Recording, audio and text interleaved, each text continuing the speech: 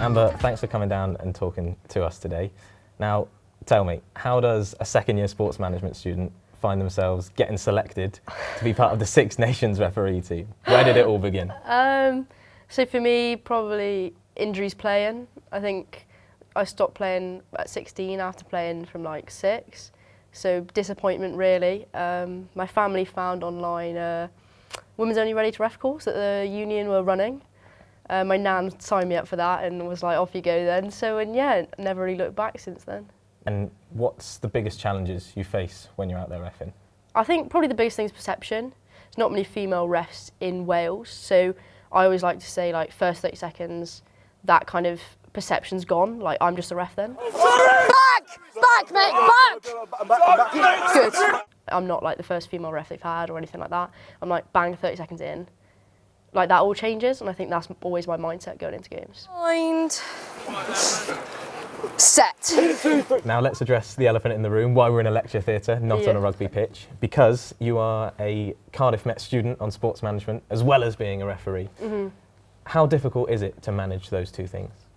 I think, like, first and foremost, it's knowing where your pressure points are. Now, February through to March is kind of a little bit quieter for me with the Men's Six Nations on. There's no National League games during that time. So I think this time for me is a period where I kind of focus on getting my uni work done, getting my prep ready to go into the Six Nations, all sorted. So then when I get to those pressure points at the end of March, April, I've kind of put uni work on a little bit of a sidetrack while I focus on that. And yeah, just structure, all the boring things really. Just getting a good diary, knowing where you need to be at what time is all I can say really. Uni have been really good with me if I need any extra time, or just even if I just need a chat. Sometimes it can be like I get a bit stressed about certain deadlines and things, especially when everything's going on. Like, and yeah, they're wicked if I ever need a chat or anything to go over things like that. Same standards as the first boys then, okay?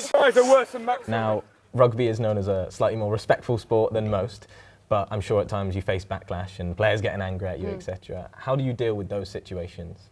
Yeah, I think it's definitely a challenge every ref faces across most sports. I think for me, there's just a difference between on-the-field frustration that's directed at players and teammates and then directed at you. And I think it's where we find that line and balance and how we manage that. I think, of course, it's tough on a Saturday and some are worse than others and we've got to part those and kind of move on from them.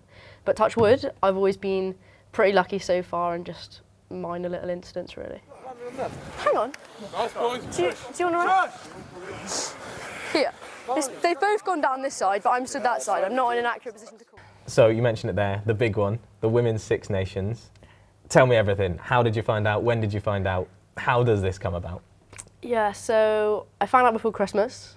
I was actually home alone in Gateys, having my lunch, doing a bit of work, got the email through, kind of scrolled down, went through all the tabs, found it. Didn't do much work that afternoon. Yeah, didn't do much work that afternoon. Yeah, rang for my mum. But of course it was like top secret then. Nobody could know until like the media announcement a few weeks ago. So yeah, super excited, rang my mum. Then she was super excited.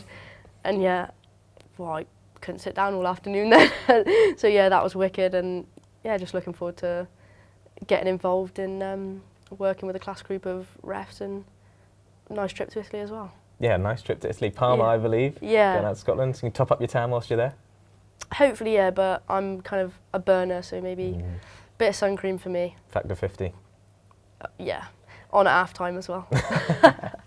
We'll look out for it. Amber, thanks so much for coming down and talking to us today, and we'll see you on TV very soon. Thanks, guys.